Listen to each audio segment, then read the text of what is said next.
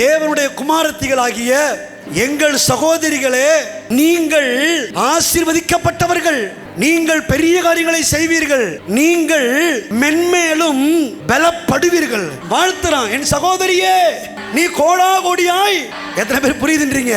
இந்த ஒரு வார்த்தை போதுங்க, பலவீனமான பாண்டத்தை தூக்கி எடுத்து பலப்படுத்துற பாத்திரமாக அவர் மாற்றுறதுக்கு போதுமானவராக இருக்கிறார். ஒரு வார்த்தை போதும். உள்ளத்தின் ஆழத்திலிருந்து உங்க மனைவியை உட்கார வச்சு, தேவனுடைய குமாரத்தியாகி என் மனைவியே, நீ ஆசீர்வதிக்கப்பட்டவள். நீ பெரிய காரியங்களை செய்வாய். நீ மென்மேலும்.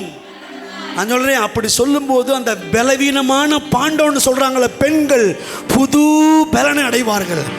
காலையில கர்த்தருடைய கிருபை அவங்க மேல இறங்கி அன்னைக்கு தேவையான பலத்தை கொடுக்கும் பாருங்க. அன்னைக்கு தேவையான ஞானத்தை கொடுக்கும், அன்னைக்கு தேவையான அறிவை கொடுக்கும், அன்னைக்கு தேவையான கீழ்ப்படுதலை கொடுக்கும், அன்னைக்கு தேவையான அன்பை கொடுக்கும். கிருபை சகலத்தையும் கொண்டு வரும் பாருங்க.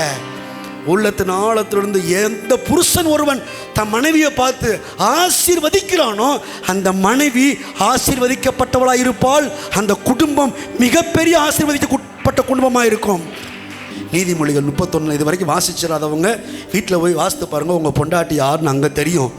நீங்கள் பார்க்குறது உங்கள் மனைவி கிடையாது. உங்கள் மனைவியை பைபிளில் பாருங்கள். பைபிள் சொல்லுது, கர்த்தருடைய மகிமையை கண்ணாடியில் காண்கிறது போல கண்டு அந்த சாயலாகத்தானே நாமும் மறுரூபமாக்கப்படுகிறோம். கண்ணாடியில் காண்கிறது போல் உங்கள் மனைவியை வார்த்தையில் காணுங்க.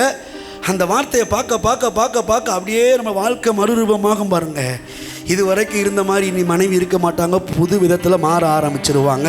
அதே போல் உங்கள் புருஷன் எங்கே யார் எப்படின்னு எங்கேயும் பார்க்காதீங்க, பைபிளில் பாருங்கள். அந்த புருஷன் மாதிரி என் புருஷன் இல்லை, இந்த புருஷன் மாதிரி இல்லை அப்படின்னு சொல்கிறதெல்லாம் விட்டுட்டு உங்கள் புருஷன் யாருன்றதை பைபிளில் எபேசியரில் பாருங்கள். உங்கள் புருஷனை கர்த்தர் அன்பாக கொடுத்துருக்கிறாரு.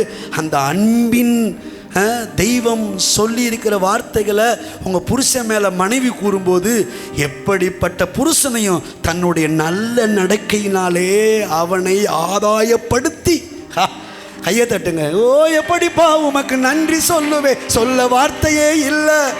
நீங்க போது என் வாழ்க்கை முழுவதும் நன்றி சொல்லுவேன், சொல்ல வார்த்தையே இல்லை. நீங்க போது என் வாழ்க்கை முழுவதும் வேறு நம்பிக்கை இல்லை.